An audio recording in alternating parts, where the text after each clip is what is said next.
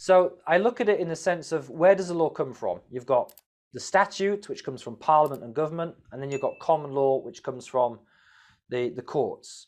Now, how do you remember that? Well, I don't know. You just have to remember one comes from there and one comes from the other. Yeah. But on the other side, you've got the whole criminal and civil thing. Now, if you ask a barrister, they'll start talking about contract law and all kinds, because there are many, many other types of law as well. Yeah, but there's only these 4 types you need to know for this course. Civil law regulates the disputes between individuals and organizations. So if you and me had if we crashed our cars into each other, we could sue each other for compensation.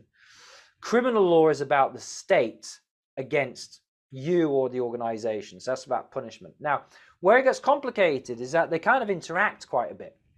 The common law, which is the judges, they interpret the statute. So the Health and Safety at Work Act says, ensure your health and safety at work so far as is reasonably practicable. The judges have to interpret the meaning of the word work, the meaning of the word employee, the meaning of the word health. Does health include mental health? Well, yes, it does. Why? Well, a judge decided it did. That's why. But also the civil law bit interacts as well, because some statute law, if you imagine, I'm going to have to edit some text into this, aren't I? So statute law here, some statutes give the right for people to sue. So the Employers' Liability Act does that. A burglar who gets injured while burglaring a shop, let's say he falls through a fragile roof. He climbs up the wall, falls through a fragile roof, hurts himself. The burglar could argue that the occupier was reckless and sue the occupier. The Occupiers' Liability Act, statute law, gives power to the burglar to do that. But most of the time, the civil law comes from the common law stuff. So the common law duties of care. If you remember the common law duties of care, you've got the neighbour principle.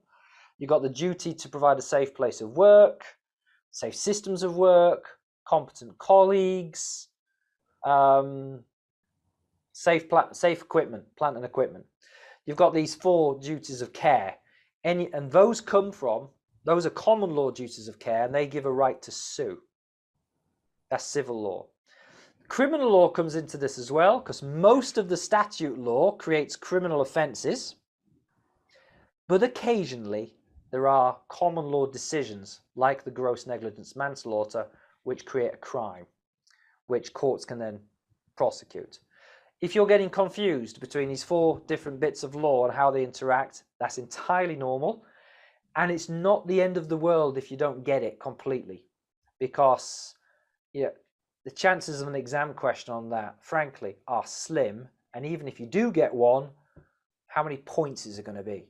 3, 4, 5? Like, not that many.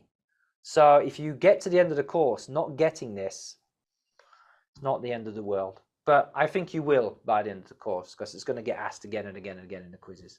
Does that help at all, Will? Yeah. Okay.